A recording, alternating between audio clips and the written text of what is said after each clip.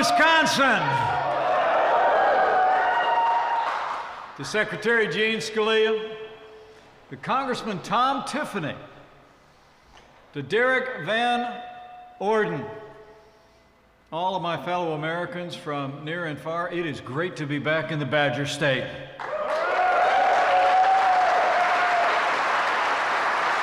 And it's especially great to be with all the amazing men and women of Midwest manufacturing, where every day it's made in America.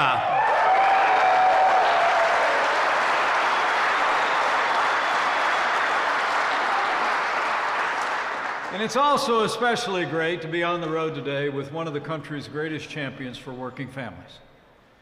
She's led a historic fight against human trafficking.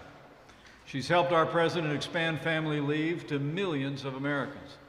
And she's the co-chair of the National Council for the American Worker. It's done for American workers, done for American families. It's just extraordinary. Would you join me in showing your thanks for the advisor to the president and the incredible Ivanka Trump for all she's done for America.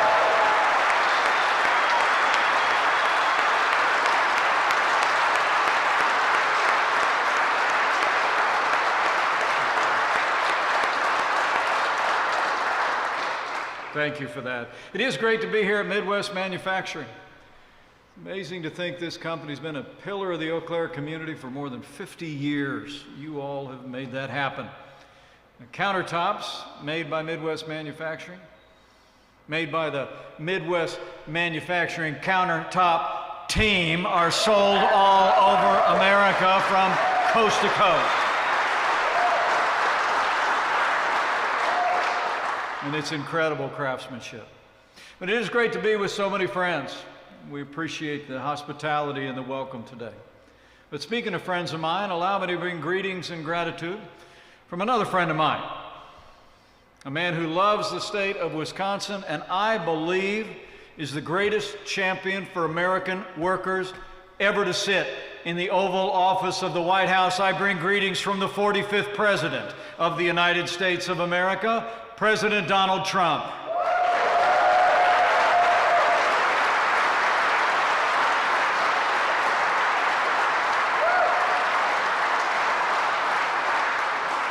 And I'm here because I stand with President Donald Trump. When this president stands up for faith and family and the American flag, I stand with President Donald Trump. When this president stands up to the radical left and their socialist agenda, I stand with President Donald Trump.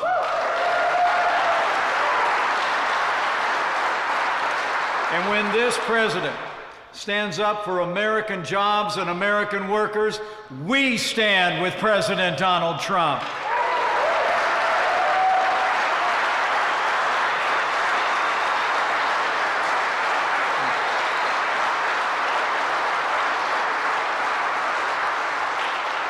You know, 4 years ago, a movement was born, a movement of everyday Americans from every walk of life. And just look at how far we've come as a nation in 3.5 short years with this president in the Oval Office. It's amazing to think 4 years ago we inherited a military that was hollowed out by devastating budget cuts, an economy struggling to break out of the slowest recovery since the Great Depression. Terrorism was on the rise around the world, and we witnessed a steady assault on our most cherished values. But in 3 short years, all of that changed. Right out of the gate, I have to tell you, as the proud father of a United States Marine and the father-in-law of a United States Navy pilot, I couldn't be more proud to be vice president to a president who cares so deeply about the men and women of our armed forces and their families and our veterans. We've rebuilt our military. We're finally giving our soldiers, sailors, airmen, Marines, Coast Guard, and Space Force the resources and the support that they deserve. It's extraordinary. Beyond that, we revived our economy. We cut taxes across the board for working families and businesses large and small. We rolled back more federal red tape than any administration in American history. We unleashed American energy, and we fought for free and fair trade. And in 3 short years, Businesses large and small created more than 7 million good-paying jobs, including 61,000 jobs right here in Wisconsin.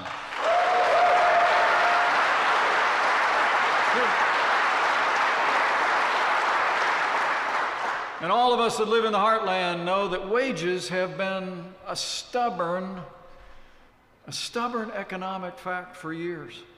When I was governor of the state of Indiana, another strong manufacturing state, we did all that we could to try and see wages rise. But this president, with that economic policy that I just described, we actually saw wages rising for the fastest pace in 10 years in those first 3 years, and they rose most rapidly for hardworking blue-collar Americans, the forgotten men and women of Forgotten No More.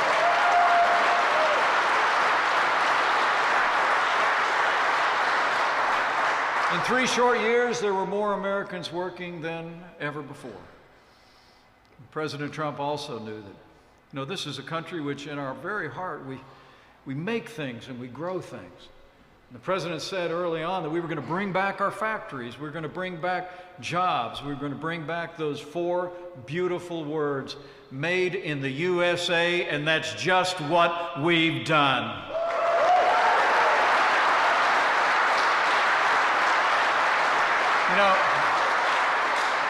When Joe Biden was vice president, America actually lost 200,000 manufacturing jobs. And remember 4 years ago? The last president actually said those jobs were never coming back. He actually said at a forum just like this, when he was asked about manufacturing jobs, he said, "What magic wand do you have?" Well, we didn't need a magic wand. We just needed President Donald Trump in the White House. 500,000 manufacturing jobs in just 3 years.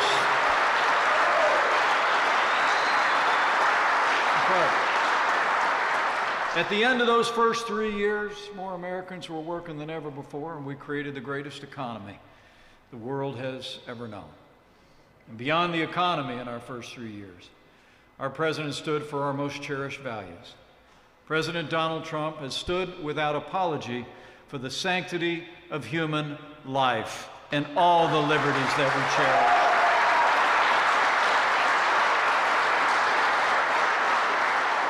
In support of the rule of law, the president actually saw to the appointment of more than 200 men and women to our federal courts at every level. And I can tell you firsthand, they are all principled conservatives who will uphold all the God-given liberties enshrined in our Constitution, like the freedom of religion, the freedom of speech, and the Second Amendment right to keep and bear arms.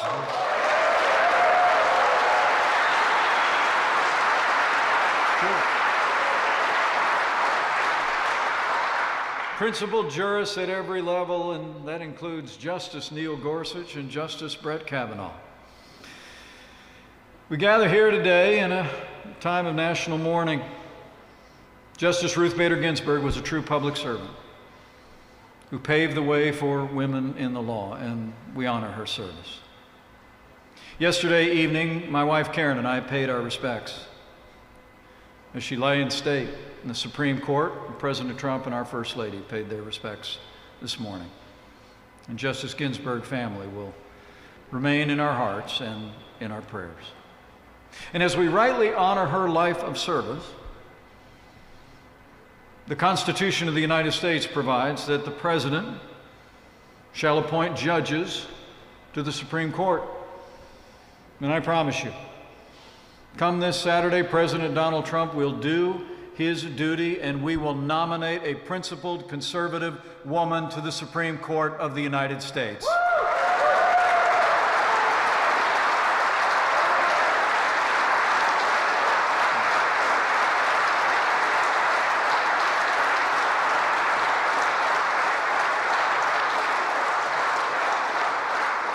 And after the United States Senate fulfills their duty to advise and consent, we're going to fill that seat.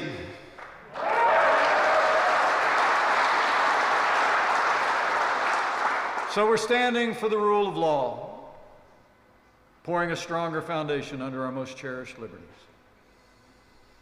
And President Donald Trump has stood every day with the men and women who serve on the thin blue line of law enforcement, and we always will.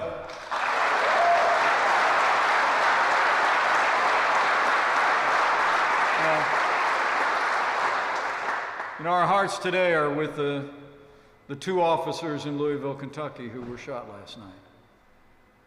And I was grateful to learn on Air Force Two on the way here that, thankfully, both are expected to recover. But they and their families are in our prayers. We're grateful for their service.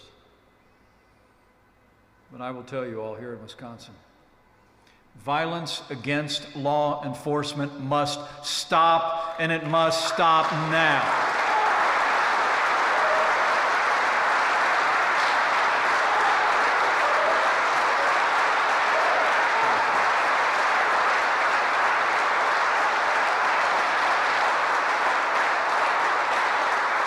President Trump and I know what people across Wisconsin know.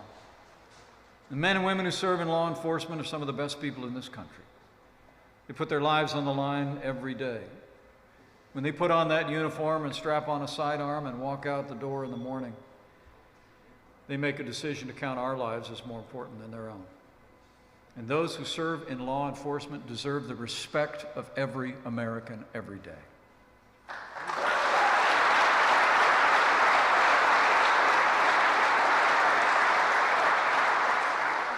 The truth is what happened to George Floyd in Minneapolis, there's no excuse for that. Any incident involving police use of force will always be thoroughly investigated. The President and I will always support the right of Americans to peaceful protest. But there's really no excuse for the rioting and looting that has followed incidents, whether it be Kenosha or Minneapolis or elsewhere. Rioting and looting is not peaceful protest. Burning businesses is not free speech. Bringing violence against civilians or law enforcement will not be tolerated, and those who do so will be prosecuted to the fullest extent of the law.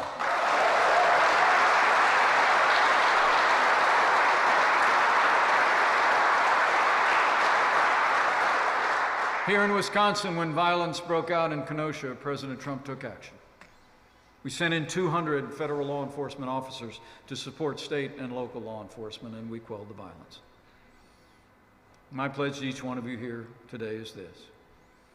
Under President Donald Trump, we are going to have law and order in every city, in every state in this nation, for every American of every race and creed and color, so help us God.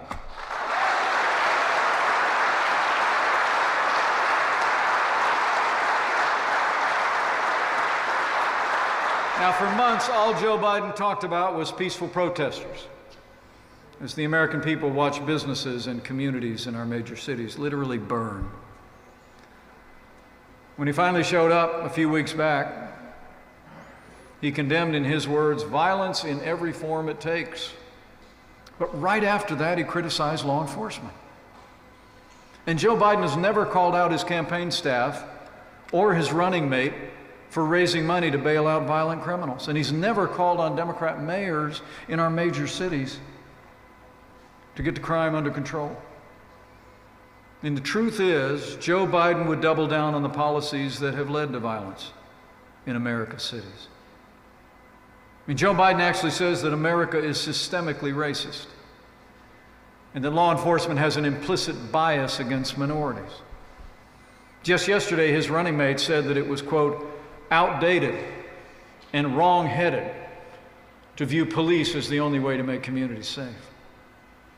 When he was asked whether he'd support cutting funding to law enforcement, Joe Biden replied, yes, absolutely. But I'll make you a promise, Wisconsin.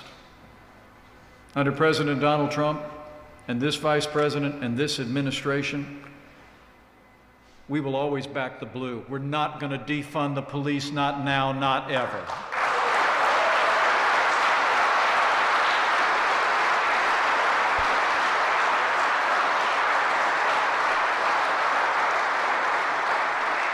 The people of this country know we don't have to choose between supporting law enforcement and supporting our African American neighbors.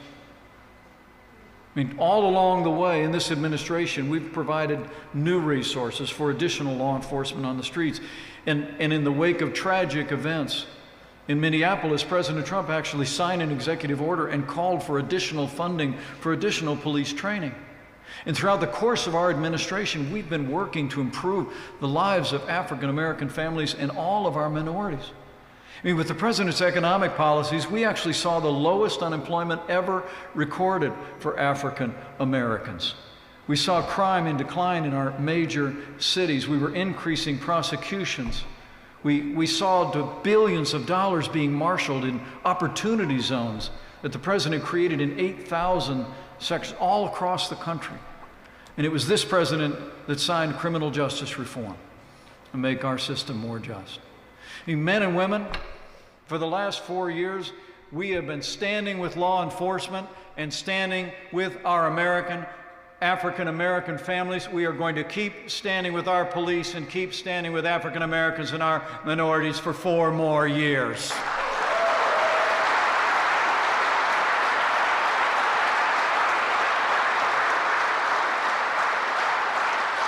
So we rebuilt our military, we revived our economy, we stood for life, our liberties, and law and order in those first 3 years. We made America great again. Am I right? And then the coronavirus struck from China. But I'm here to tell you, before the first documented case of community transmission within the United States, President Trump did what no American president had ever done before. He suspended all travel from China, the second largest economy in the world. Now, Joe Biden said that it was, quote, hysterical and xenophobic. But I can tell you, having led the White House coronavirus task force over these last 8 months, President Trump's action saved untold American lives, and it bought us invaluable time to stand up the largest national mobilization since World War II. It's the truth.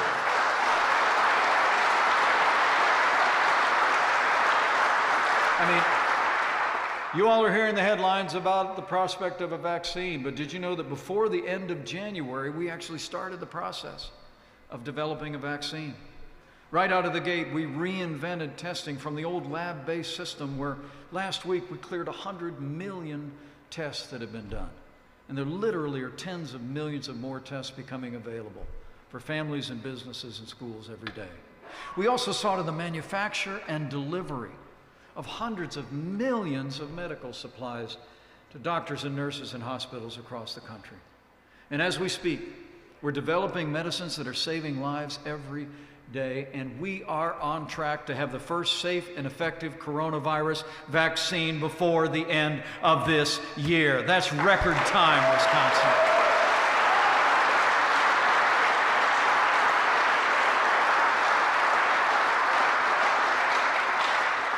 Now, this week we passed a heartbreaking milestone in the midst of this pandemic. And I just want to say to all of you and those that are looking on, the families that have suffered loss during the course of this pandemic have always been on our hearts, and you're in our prayers. There's just not a day gone by that I haven't thought about families that have lost loved ones.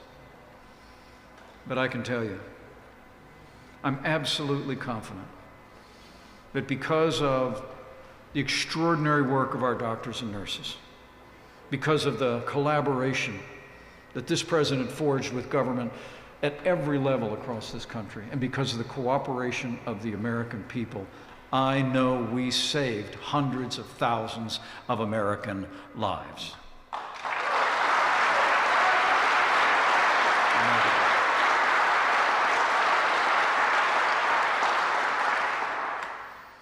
So we're slowing the spread.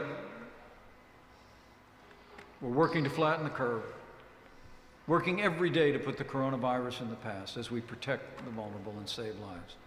And as we work to put this coronavirus in the past and reach that day when we have a safe and effective vaccine, we're opening up America again. And we're opening up America's schools.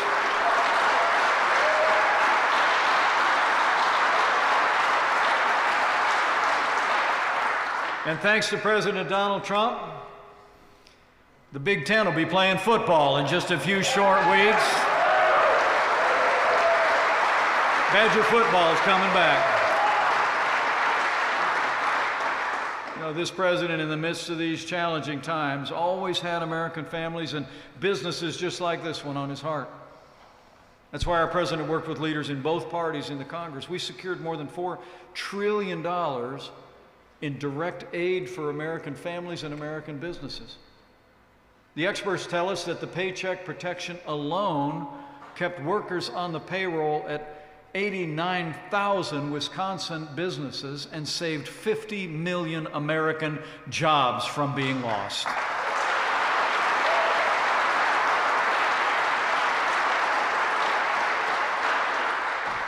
And out on the farm, this president never lost sight of the challenges in American agriculture during this time. He provided $16 billion in support to our farmers, in addition to the Farmers to Families Food Box program, which, working with agriculture all across the country, provided food to tens of millions of families. And the woman who led that charge deserves one more round of applause. Thank you, Ivanka Trump, for the Farmers to Families Initiative. Incredible. For all that our farmers have done for our families, past, present, and future, even in these challenging times. You heard the president when he came to Wisconsin not long ago and announced another $13 billion in support for America's farmers, including Wisconsin dairy.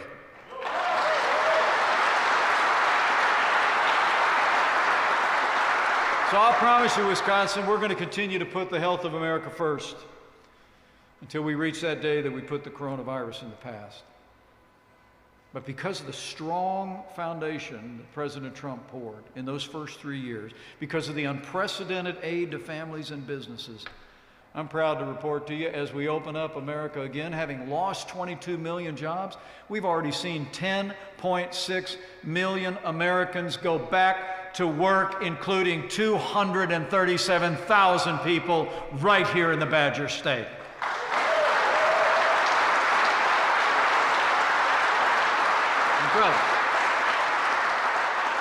We've cut Wisconsin's unemployment rate in half. This economy in this great state is coming back. And that's why the choice that we face is so important, men and women. It's amazing to think, in the middle of a global pandemic, Joe Biden actually wants to raise taxes by $4 trillion. I'll promise you.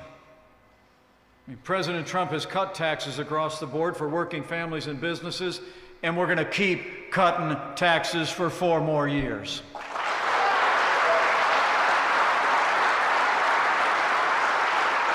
President Trump signed more laws cutting federal red tape than any president in American history, Joe Biden actually wants to bury the American economy under an avalanche of red tape in his own version of the Green New Deal. And this president rolled back more federal red tape than any administration in the history of this country. And you all who work in a business like Midwest know we're going to keep on chopping and keep creating jobs for many years to come. But it's not just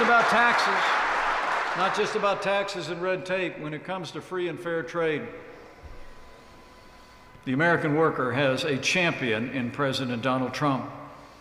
From early on, this president said we're going to put American jobs and American workers first when it comes to American trade. When we came into office, China was fully half of our international trading deficit. We were losing $500 billion a year in our trading relationship with China. Joe Biden, well, for decades he's been a cheerleader for communist China.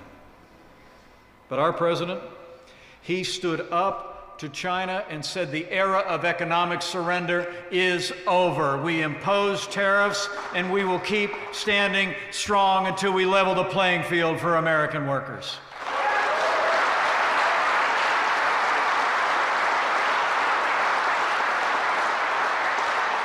And closer to home, I don't have to tell people out in the heartland about the impact of NAFTA. I mean, did you know from the time President Clinton signed NAFTA into law, there were 60,000 factories that closed in the United States, and many of those jobs went south of the border.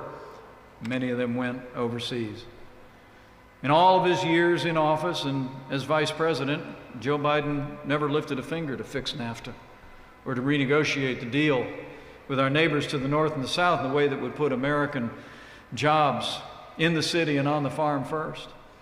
But thanks to President Donald Trump, NAFTA is history, and the U.S.-Mexico-Canada agreement is here to stay, and it's a win for American jobs and American farmers. True.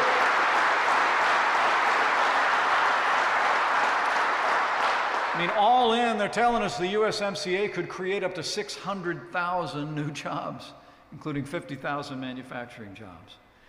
A whole lot more products made in America. And I got to tell you, I was there for a lot of the conversations on the phone and more than a few in person when this president stood strong and drove a hard bargain for Wisconsin dairy. It's true.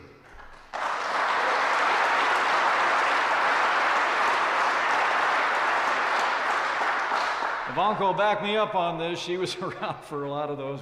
You all know about it. Canada had begun to treat our dairy farmers in unfair ways. There was a concern about new product lines they were allowing that would crowd out American dairy. And I saw the president take a firm stand and said, we're going to put American farmers, we're going to put Wisconsin and American dairy first.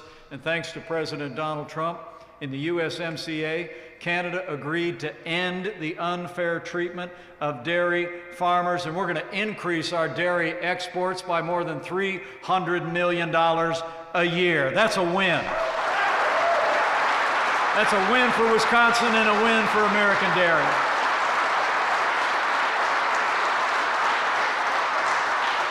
And for dairy farmers in this state, you all deserve to know that Joe Biden's running mate, Senator Kamala Harris, actually put her own environmental agenda ahead of Wisconsin dairy and ahead of Wisconsin manufacturing. She was one of only 10 senators that actually voted against the USMCA. But I'll promise you, when it comes to trade, when it comes to standing strong on the world stage, President Donald Trump will always put Wisconsin farmers, Wisconsin manufacturing, and Wisconsin families first.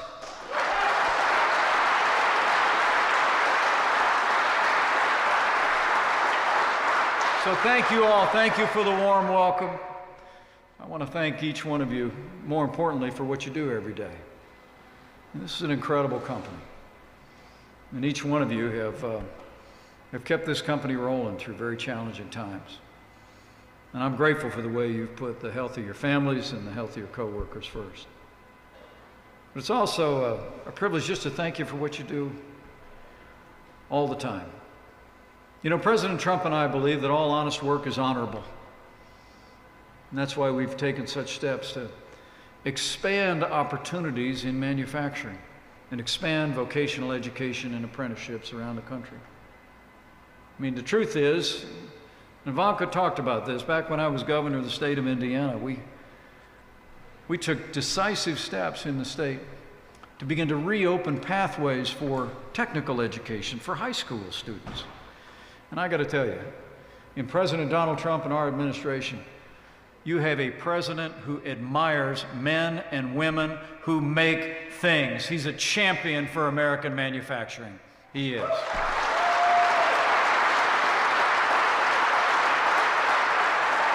That's why we took action.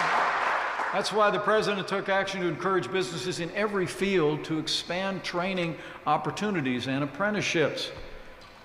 Ivanka just mentioned it, but the president launched the pledge to America's workers that she co-chaired from very early on. Business leaders around the country have already stepped up and committed to 16 million training opportunities for American workers across the country. And as Ivanka just announced today, and I'm proud to reiterate and thank, Midwest Manufacturing has pledged to create 300 more jobs and 150 training opportunities for hardworking Americans right here in Wisconsin. That's awesome.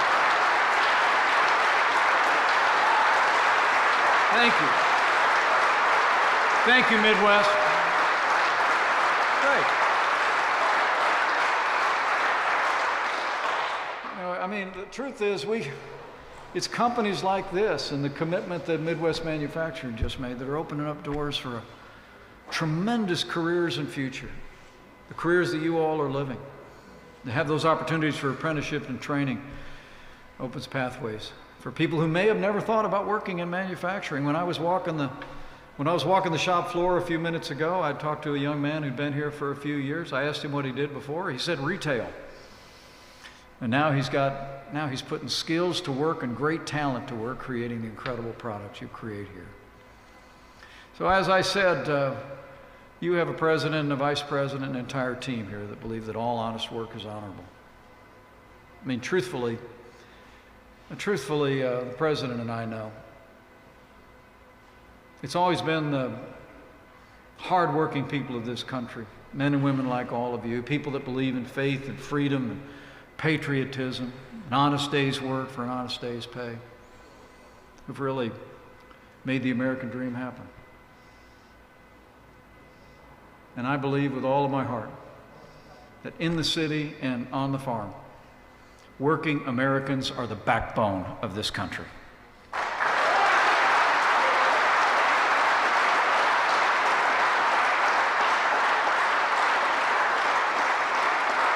Seeing all of you and seeing the great craftsmanship here at Midwest Manufacturing, learning about the ongoing commitment of this company to open doors of opportunity, I leave here today with renewed confidence. The best days for manufacturing, the best days for our economy are yet to come. I mean, because of American ingenuity, the day will come when we put this coronavirus in the past. We believe we'll have that vaccine before the end of the year. And as our economy continues to come back, it's working families that are driving it back. And I believe that all that we've been through this year, all that we've done to turn this country around over the last 3.5 years, it's a reflection of the determination of a president who never quits, who never backs down. And it's also a reflection of the character, the resilience, and the faith of the great people of this country. And I truly do believe in my heart of hearts that it's the faith of the American people, your faith in the American dream, your faith in the ideals on which this nation was founded, and our faith in God that have always been the wellspring of this nation's strength. And with that faith, in him and in all of you, with this president in the White House, with a great team that serves Wisconsin alongside us each and every day, I know the best days for Wisconsin and America are yet to come, and we will make America great again. Again. Thank you all very much. God bless you and God bless America.